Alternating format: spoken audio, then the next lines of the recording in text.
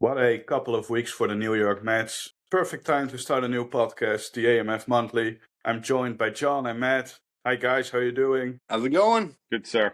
How are you? Good. Especially after the crazy roller coaster offseason the Mets had. We're going to start with probably the biggest bet we added in Bo Bichette. Matt, what are your thoughts about Bo Bichette and the signing? Yeah, pretty big bat, very consistent, hits for average, and he's probably going to give you around 20 home runs with a high of maybe 28 home runs if he, gives a monster season.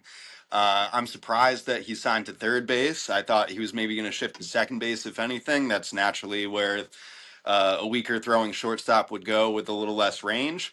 But he does have good hands. I think he's got an arm strong enough to play the position well, especially with the bat. Ultimately, really good signing. John, what do you think? Even with an overpay, I know what's he making, about 42 million or something like that. It's short term. There's some opt outs. We've got the money, so ultimately, if you want to compete with the Dodgers, and also we did steal him from the Phillies. So would you rather overpay and have him on your team, or he would be a Met killer? You know it. Yeah, unfortunately. John, what are your overall thoughts about the Bichette? It's funny. I actually didn't know too much about him. I knew where he came from and obviously his relation and stuff, and I knew little bits and pieces about him. I guess my favorite thing about him, besides us stealing him from the Phillies, I could have cared less.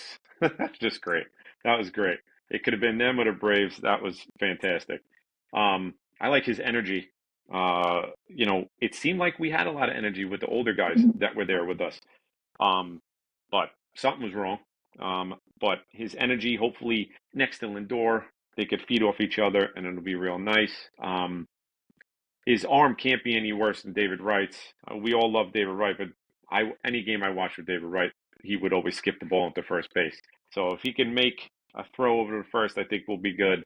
From the numbers that you guys have posted and I've read about, he seems really good, and our defensive metrics are going to go up. I think we have one of the better defensive infield or overall teams in the league now since our signings, from just those three guys that we had for the infield. So that's huge. Even though it wasn't terrible last year, there were some games that we lost because of it. So I'm happy about it. I can't wait. His energy is going to be good. It's going to be good. Yeah, just to talk about Bichette's defense, I think, the arm it's equal as Alex Bregman, who is seen as a very good third baseman. Obviously, at short, the most throws are longer. If you have to go in the hole, it's a longer throw. It's a throw where your momentum goes the other way. I think with third base, that's happened a lot less. Obviously, you can go to your backhand, but you have a little bit more time to set. So I think he has the hands. The range is also a little bit less important at third than at short. So that's probably going to help Bichette. So I'm pretty confident he can play at an average third, even better, maybe even better. But I think an average third would be fine. And the other move in the off season for the infield, Semien and Polanco, I think they both should be. Semien obviously a Gold Glover, so that's a given. But Polanco, although first maybe isn't as easy as many people think, I still believe that they have the athleticism to play a solid first base. So overall, I agree that the infield is good. It's gonna be good defensively, especially up the middle. Another point Matt made, an overpay. I think obviously you have to have him for more than market value when you get him on a 3-year deal, because you would never sign a market value 3-year deal when he has a 7-year deal like the Phillies had for market value. So it is what it is. I see a lot of people saying what a crazy overpay. Yeah, that's the price you have to pay to avoid the long-term deals. So the Mets did that. The Mets are capable of doing it. So and he was at the doorstep with the Phillies, right? So we kind of had to do something a little major to get him, because that was what are the after hours get? It was like a midnight type thing, like they did with like Carlos Correa, which was like in the middle of the night a few years back. So I have a feeling that because Bichette and the Mets talked in November, I have a feeling that Bichette maybe waited a little bit on the Mets, because it's too convenient that he had, or he was offered what he wanted by the Phillies, and then didn't sign until right after the Mets lost out on Kyle Tucker. So I think he was pretty interested in a short-term deal, and saw that the Mets lost out on Tucker and thought, hey, maybe we can talk now. Yeah, that's And the Mets, true because they might have thrown a little more money at him, being that they lost out on Tucker, and enticed them a little more. You know, I mean, like, screw Philly. That's true. yeah. So all things considered, I was pretty disappointed that we didn't land Tucker. All things considered, is it a better move than getting Kyle Tucker, Bichette? John, let's start with you first now. I'm gonna say yeah. It's the outfield. We're not in, we're not done. Also, first off, but after what I've been reading with how our defense is going to be with the signings that we had, how could I not be happy? I was upset because, very upset last week. Because it just seemed like we were still doing nothing and stuck there. Um, and it's like, oh my God, now we're missing out on this guy when we had him. We offered a big deal and this, and that. But from what you guys are saying with Carson, I don't know how to pronounce his last name. And Soto, and who the hell is in center field? Why am I drawing a blank? Robert Jr. Gonna That's it. talk And about Robert him later. Jr. So. Yeah. Uh, I don't think, between Taylor even coming in and Robert Jr., I don't think Tucker was going to be anything like that. Hopefully Robert's bat picks back up, but no, I think signing Bichette over Tucker works out very well. And they have been saying I'm big on energy with guys because that's just kind of how I played when I was younger. I was always just fake it till I make it type deal. If I couldn't hack it on the field, I would always kind of just do some other way. But I heard Kyle Tucker was kind of to himself and everything like that. He was a very quiet guy in the clubhouses and stuff. And I don't know if that would have worked out too well with Soto and Lindor. So I'm happy. I'm very happy. Matt, what are your thoughts? Ultimately, listen, Kyle Tucker's awesome. He's going to steal bases. He's going to hit for average. He's going to hit for pretty solid power, hit lots of doubles, have a good slugging, OPS plus, and all that. He is regressing a little bit on the deep defensive end, I think. So that's probably not going to get too much better with age. Also, when you're talking about paying the guy $60 million, while he is kind of young, he's not a center fielder. He's more of a corner guy.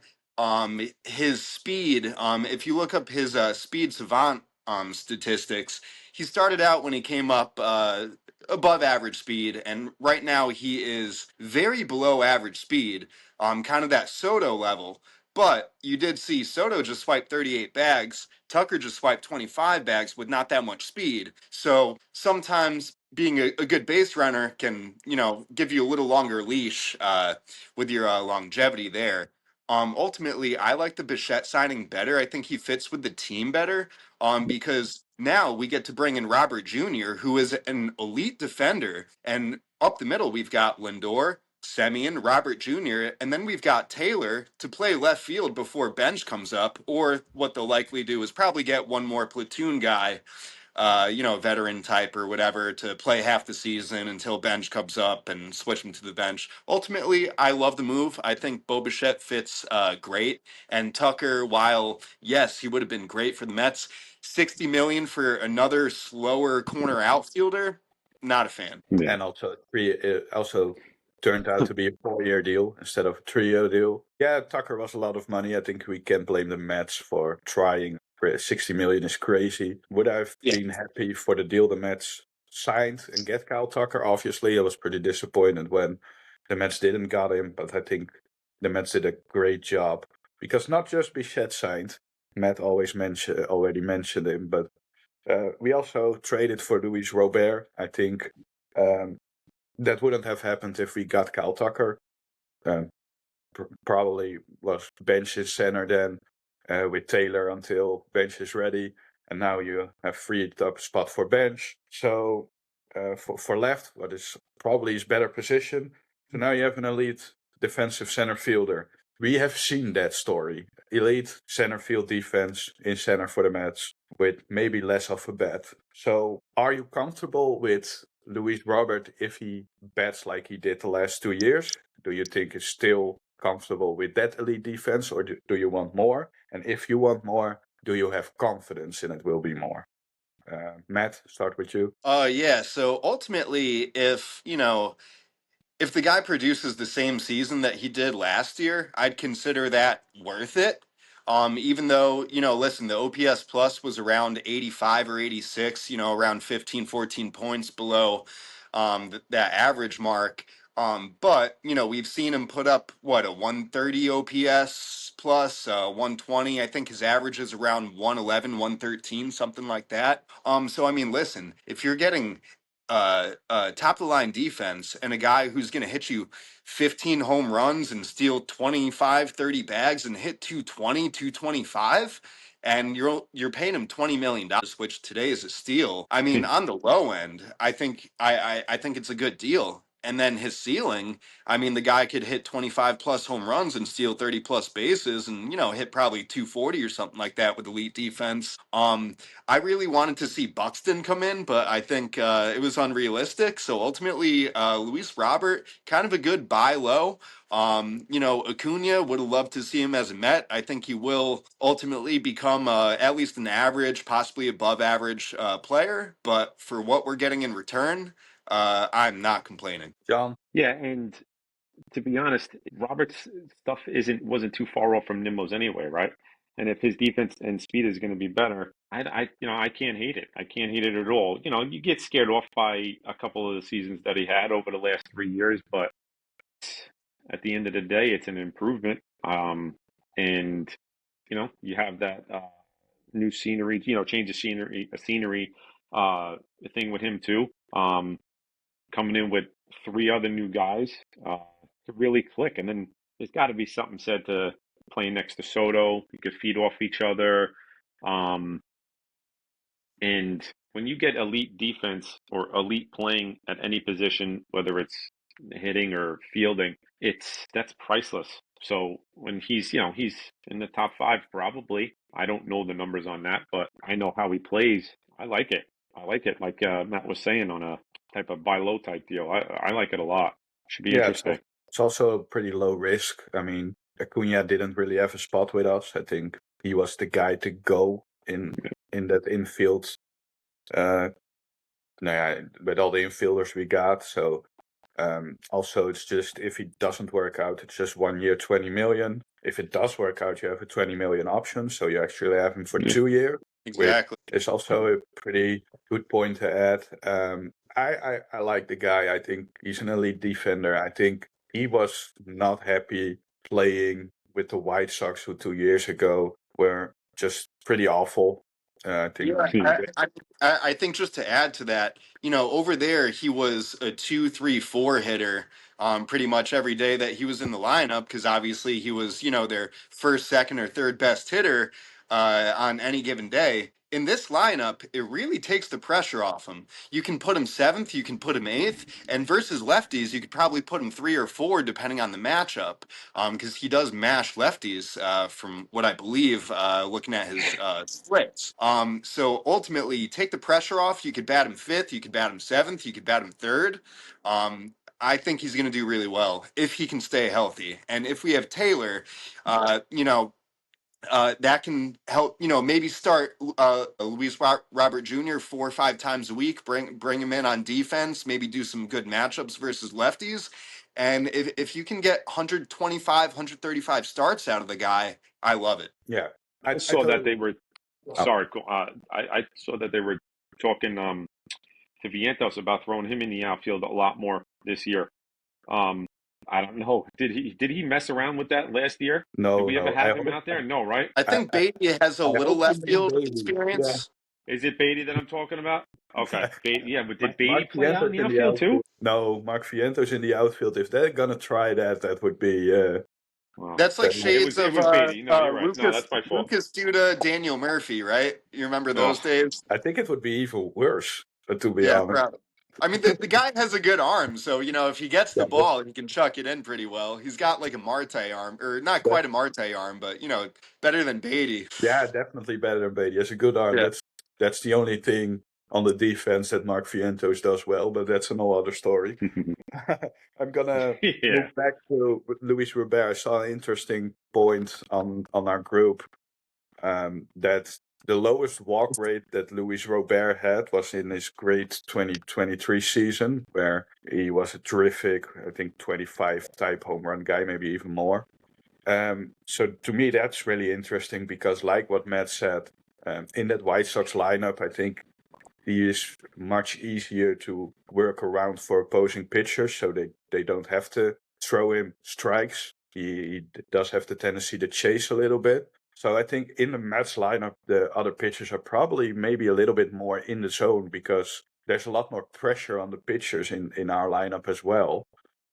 So I think that for that reason also, he's going to get more pitches to hit with us than he did with the White Sox. So I definitely am a strong believer that we see a better offensive year. Probably like a, league. I will take a league average bet with that elite defense. I think in the group I said elite defensive center fielders with an OPS OPS plus around 100, maybe 110. They don't grow on the trees. They are very valuable. And I think Luis Robert has the capability, and I also believe I have the expectation for him to do that.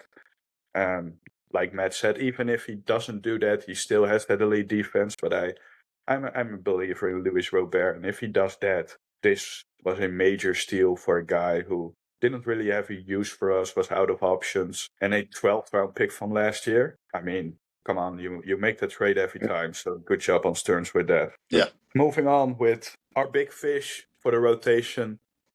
After we got Bichette, after we got Robert, the main thing that a lot of people who doubted the Mets said, they still don't have pitching. Well, they added Freddie Peralta, probably one of the best pitchers available this offseason, in my opinion. So what are your thoughts about the trade overall? Because we did give up a steep price for Freddie Peralta. Were you willing to pay that for Freddie Peralta? John, let's start with you this time. Yeah, we briefly touched on that as far as the price. It sucks to see Jet go, because there was a lot of hype around him. But at his main position, if I'm not mistaken, because you guys are big with the minors, I know you are, Corne. But his main position was short, correct? Nobody's better than Lindor. So to me, as soon as your main position is something that's locked down by the best in the league, as much as it might sting, he's expendable, I should say. So I wasn't too upset about it. And who was the other guy that went? Now I'm drawing a blank. I'm bad today. Bro. Spro. Okay. And, that stinks also, but you make up, losing him by tenfold with getting Peralta. And he was more of the wild card out of the three that came up last year anyway. And also what a lot of people forget, not you guys, but a lot of people forget is that we're going to have Christian Scott coming back.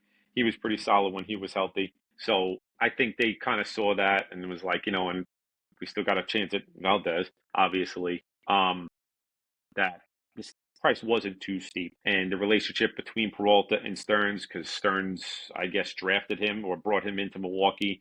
The guys that we've signed are excited to be here. They've said it. They've spoken about it. Peralta wants to sign an extension. Many guys don't come right out and say that. They're like, we'll wait till the offseason. We'll wait till there's free agency. I want to test it. He hasn't even put on a jersey yet, and he's saying that he wants to sign an extension. So, I'm psyched. When you have, he assumes the ace role. When you have a former ace in Kodai Senga with a down year last year as your fifth in your staff, it's an upgrade over what we've had. It's an upgrade for sure, and we'll see. We'll see if we're not done. I love it though. I'm a pitcher myself, and that was my main thing. So whenever we could get a big fish like that, I'm all about it. Matt, what are your initial thoughts about the trade? Peralta's making what, $8 million this year, and he's interested in a Exactly. extension. Listen, if an extension wasn't possible and this was just going to be a rental, I'd be a little more. There would be a few more questions about this move, but I mean, if the guy wants to sign long term, and we just got a co-ace pitcher with McLean, who is, Yeah. you want him to probably keep it down to like probably 130 innings or so, max out McLean. Alta is a guy. He's an innings eater, and he's really good while he does it. So I mean, who can complain about it? We just got an ace. Yeah, definitely agree. And I think you hit the nail on the head if I use my No, that's good. Eng- That's good. Yes. English You're good. correctly. Um, You're good. we are definitely better because I think we do have McLean for a full year, and we have now Freddie Peralta. And like John said, Koda Senga had a down year. He actually had a down second half because Yeah. he ended up with a 3.02 ERA or something like that, a low 3 ERA. So you take that in a full season. I think same with Peterson, who had a very good first half. I think they might, with all the innings the Mets had to throw out there. You still have Holmes, who ended well with a good final start out in his first year, converting to a starter. So I think he's a steady arm to have in that rotation. So now you have 6 guys. Manaya, I believe, in a bounce back because the strikeout rate was still really good. So he allowed an immense amount of home runs, which I don't think that's gonna happen again. I think he's gonna work on that. Also a little bit hurt here and there. So I think he's gonna be better. So right now you have 6 starters in the rotation set right now who could give you good innings, who could give you good starts. And if one of those guys doesn't work, you have a Jonathan close. You have Christian Scott, who is now back. You have also guys like Jack Weniger, who is closer. So the Mets have depth in that starting pitching role. And another guy who the Mets added in this trade is Tobias Myers, who can start. So We didn't even talk about that. no, I mean, that's a steal. That's a yeah, steal. 5 And years I of knew nothing control. about him except that he lit us up in the playoffs. What is it, last year or 2 years ago when we made that Yep. little run that we had? Yeah, I was like, okay, I'll yeah. take him. Yeah, that's a good add. A lot of control left for him, so that's probably the reason why the Mets had to give up those 2. I think those 2 were in the talks for a long time, and the Mets said, "Well, if you want those 2, you have to add one more piece," and then they ended up with Tobias Myers. So yeah, definitely good with that. So with all that said, is our rotation set, or do you like the one-handed arm? I don't know how that fits, but maybe you like one-handed arm to be added. Matt, what do you think? Yeah, so I think it obviously would be great to add another co-ace. I don't think it would be worth adding like another like 3 or 4 type arm. If we are gonna add and then subtract a little from what we do have, I think you want to go after a guy like like Valdez, or make possibly a big trade for another like Peralta type and just have a stacked top 1 through 3, 1 through 4 rotation. But probably need some depth as well. So I personally, I would go with what we have, unless you can maybe move Peterson and bring in maybe another relief package or something like that. Package Peterson and say Vientos for another more controllable starter, or maybe an ace with another prospect. Ultimately, I'm okay with what they're going in with right now. Like you said, we've got a solid 1 through 7, 1 through 8, and then some other options after that. And that's not even including Tobias Myers, who's probably going to be like a longman type in the pen, which is also a really nice add. So ultimately, I'm pretty happy. They're probably going to add 1 or 2 more guys in the pen and all that, some depth moves, but looks good. John, do you think we need more, or are you set? So coming from, again, like I said, I'm big on pitchers, so I'm going to be all about, if we could go and get Valdez, I would love it, because I know we're still linked to him. I know they're still talking, and I know they're waiting on him now, because it's as you get closer and closer to the season, it'll shake out in a team's favor, right? And I know there was even talks last year and during this offseason of putting Mania into the pen or Holmes back into the pen or something like that. And being that they haven't been overly aggressive with adding to the bullpen and, scooping up Tobias also, um, maybe they say, hey, let's go get Valdez and be low because they have the bullpen help. They just have to go and convert it. Christian Scotty's going to start out in the bullpen before he starts another game. What if he works out there? Holmes can be an easy transition into there. Uh, Manaea can be a long guy himself, given another lefty out there.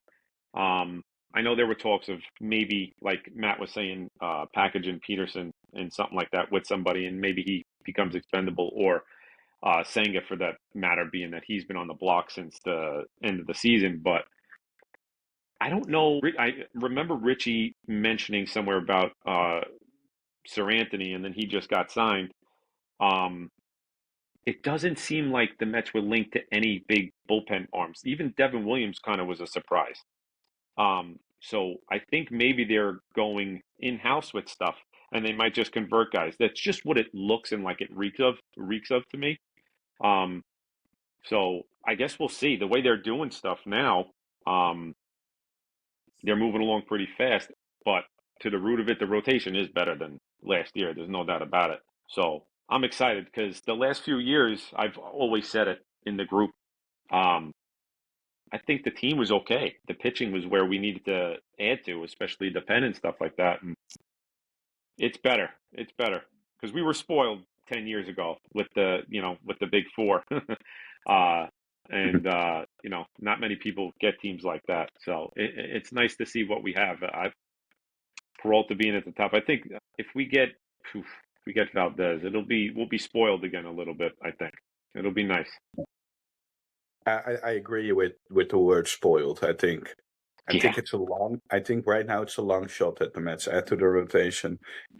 If they see that opportunity for a good price where they can say, hey, okay, obviously, I think Stearns shows that he's always looking to get better. So he's probably still in there, but I would be surprised if we add. I do believe that when we add, I agree with Matt that probably Peterson is the guy who goes out. I think with how much starting pitching cost in trades, I see it more likely to have a guy who had a decent year last year in Peterson being traded to get some assets back instead of using one of those guys as bullpen arms.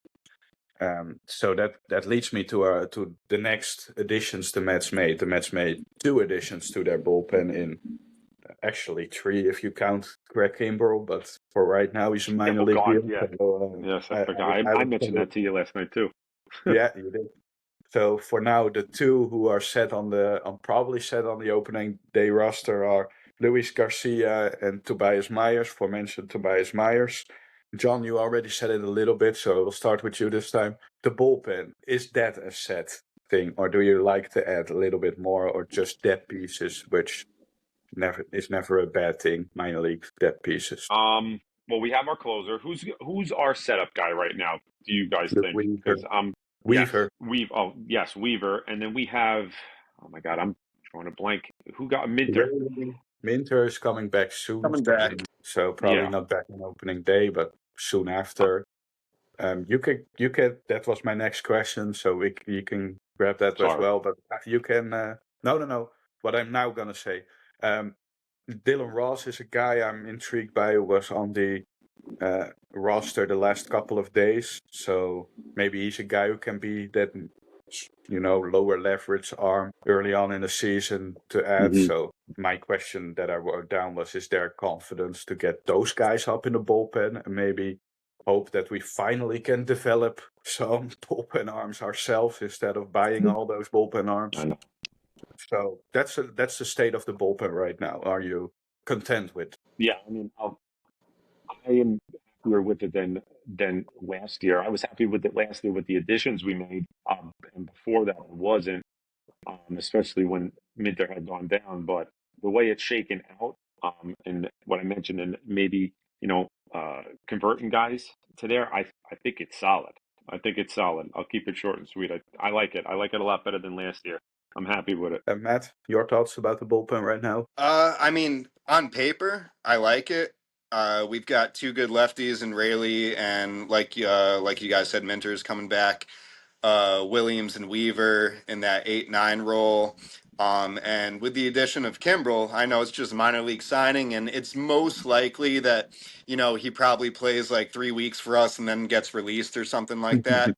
But I mean, it's a super buy low. The guy is probably headed to the Hall of Fame, honestly. It's debatable. I think he'd get there. Uh, so I mean, it's not quite like the Luis Robert thing, but it is a good buy low situation where, listen, the guy strikes a bunch of guys out. He's good in high leverage situations if he can avoid the walks. Yeah. So I like it.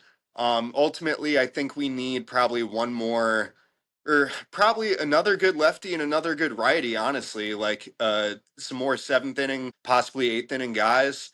Um, I wouldn't want to trade too much away for, 1 or 2 years of a relief pitcher, especially when relievers are often good 1 year, terrible the next, good the next year. It's really hard to tell with, their small sample sizes. You give up 3 extra home runs in a year and all of a sudden you suck in Yeah. the ERA, right?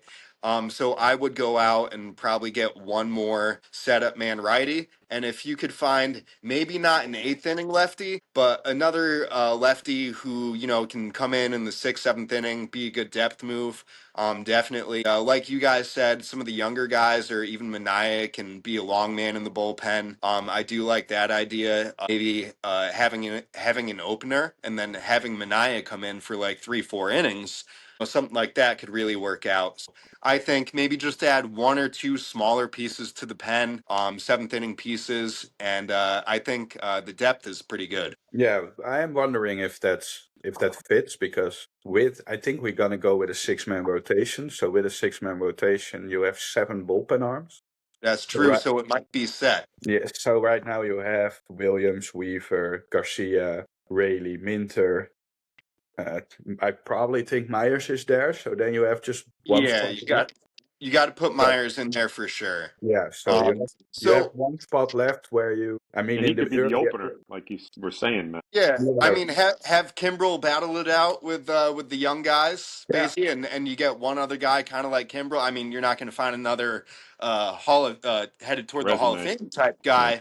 guy, but you can find another guy maybe coming off a down year, like who's the guy we had last year who was amazing until he got to the Mets, righty. I'm blanking on his name. Very Helsley. healthy. Helsley, what the heck? And that's the life of a relief pitcher, right? I mean, the guy was amazing. He comes to the Mets, doesn't work out. What are you gonna do? Yeah, that's nothing you can do. He was a closer, a good closer, and then all of a sudden just wasn't that anymore, to say it lightly. Yeah, that's. I'd also believe, to go a little bit off track, that trade deadline acquisitions have a tougher time to adjust because it has to be quick than in the Absolutely. offseason. Yeah. So we saw that with Mullins. Mullins talked about it on a podcast that he had trouble with the trade. So that just doesn't help when you get traded during the season, because you have to go right into the other team and just Yeah. play. And in the off season, you have time to a little bit settle, get to know everybody a little bit on your time. So, like Peralt has the time to do that now. So yeah, with I try to avoid big trade deadline acquisition, and hopefully you have the better team before. Obviously, sometimes you just have to because there are injuries and stuff, but it's always a thing that people don't mention enough that has an impact on the players. But that's a different point. So overall, I think after all these moves, we added Polanco, Semyon. We are a brand new team. So overall, what Yeah. are your thoughts about the new Mets? Let me call it the new Mets. We lost a lot of the core from previous seasons. Are you excited to have a completely different team this year? Matt, let's start with you this time. Yeah, I mean, just in short, like if I had to give it a grade, the offseason a grade thus far, I'd probably go with the B plus. Because I think it'll turn into like an A minus or an A if Robert Jr. becomes that 20-25 homer guy and hits over 225. I think that right away would probably make it an A. You know, Peralta is going to be good if he's healthy, which he has been. Um, I think the one move that I would probably make, if you're going to keep Beatty, put him at first base and have Polanco DH and maybe just fill out the infield here and there as needed. Because I mean, Beatty was a above average third baseman. I think in above average outs, that metric, I think he was a little above average there. So I mean, you put a guy like that at first base who doesn't have the best arm, I think he could be like a Keith Hernandez type, you know? I mean, not the same hitter obviously, but he's got good hands. So ultimately, I really liked the offseason. It was a little scary losing Alonso, which, you know, I would have liked to see them sign him, but I do understand the reservations for an aging first baseman with not a lot of range, obviously. So the combination of Polanco, Bichette, Semien, I think it works out. I think we even out there, and we'll see if we're better. John, I have a little bit of a side question to add to this question to you. Go for it. How many times did your emotion went from, oh, the Mets are not gonna be good, to the Mets are gonna be good in your off season? Well, I am of the casual fan, as I probably will end up stating every single time here. But I have more of a level head because I'm, involved in groups with you guys. I'm not going to go completely nuclear like some of we can use the Please don't. the old word mongo that because we could get away with it in here. What do you call it? I'm not going to go that way. I could see both the analytic side and then the irrational, common, everyday Met fan. Um, but I'm happier now. I was at my son's bowling league on Wednesday, and I saw another Met fan there, and I was like, "What do you think?" And he's like, "Oh, I'm happy." I was like, "We're better off." Look, I said it on our trial. When you take the emotion out of everything, sure, losing Alonso for me hurt big time.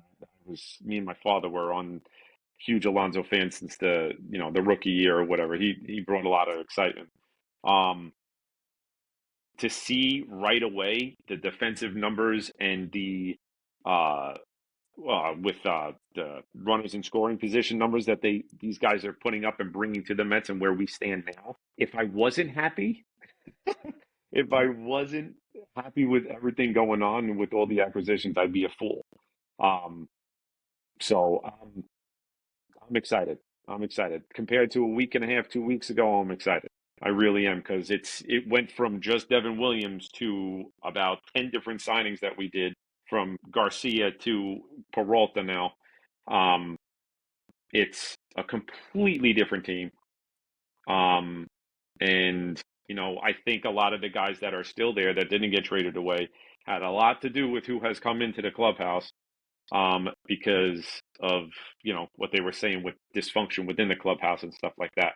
So I think there's a lot of happy players in there, and if I can see that now, me being who I am and stuff like that, I'm happy about it.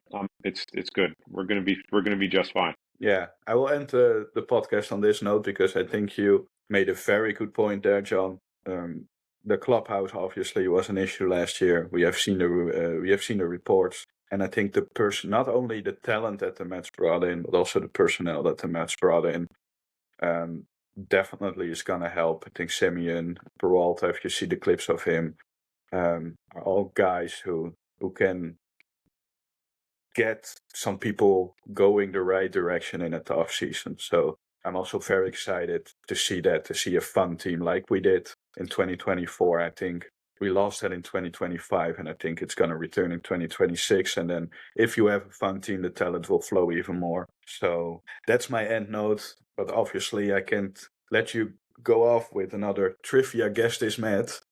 Oh No, no, we're boy. gonna do so bad. Because you did so well last time. For all the Speak new for listeners. yourself. Oh man. For all the new listeners, we had a first episode but didn't record sounds. We did Josh Smoker then, obviously a pretty tough name to know with some hints. So right now I have a different one. I don't think this is much easier, but maybe a little bit easier. For me, Great. it's easier because this is a hint. I was a big believer in this guy. So, first hint: former second baseman who wore the uniform numbers 2 and 16. If you have 2 and 6, second baseman. I wanted to say Jose Valentin, but he's the third base. it's not Jose Valentin. Do you have a guess, or do you want to go to the next? Kaz Matsui, or Nope. Cat? Nope. Was that his name? Kaz Matsui was his name, but it's not the right answer. Was it? Is it Castillo? No. Damn it. Second hint: played for Colombia in the World Baseball Classic. It's not that easy, guys. So it's a little bit of a niche name. So What era? What decade? the 2010s. Okay.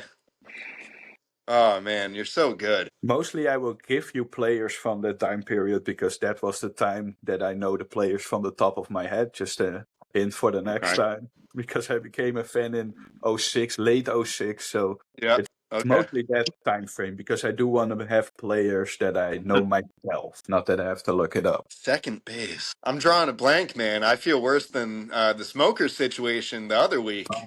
Well, you still have 2 hints to go, so no worries. This guy has played for the Mets, Reds, and Orioles. I think the last hint you probably get it. I'm looking forward to it then. All right, let's go for it. What part of the trade that sent Jay Bruce to the Mets? Jay Bruce to the Mets. Oh no, how am I not getting this? He was a big prospect for us. I think he made his debut in 2014, but I'm not 100% sure. That's not on my notes. Oh my god. Name's on the tip of my tongue. He didn't pan out, right? He didn't pan out. He didn't. Smaller guy, right? Smaller guy, yes. And he had a couple big home runs, I remember, but never panned. Damn. Oh. Yes, you almost got it. I know who it is. I can't remember the name. First name starts with a D, last name starts with an H. Herrera. Yes. Dilson. Dilson Herrera. Thank you. Oh, Corne, you're so good, dude. That was such a good trivia. I'm pretty impressed that you got it because it's not an easy name to remember. I saw him in my head. I just couldn't think of the name. I saw the highlights in my head. He actually retired, I think, a week ago today. So, really? Yeah, he's out of baseball. He did some things with, I think that somewhere in the winter leagues, he did play some. He has retired. Unfortunate because I actually really believe that I was really butthurt when the Mets traded Dilson Herrera for Jay Bruce. I'm not ashamed to say it, but I actually thought that keeping Herrera was better than keeping Nimmo, who was in the initial trade. I thought he was going to be good. Yeah, I thought he was going to be great. An all-star second baseman. A little bit of the Dustin Pedroia type, smaller, but with some power. But he also got hurt, got a lot of shoulder injuries, so that didn't help him. But I was a big believer in him. I have some items in my collection from Dilson Herrera, so I'm sure you do. I mean, I still have my Jason Tyner baseball cards from like 2000. I know, Corne, if you didn't start following till like 06, probably around 2000, like Timo Perez, Jason Tyner, all those guys. That was a really good trivia. All right. Looking forward to the next one next month. Guys, thank you for this first/second episode.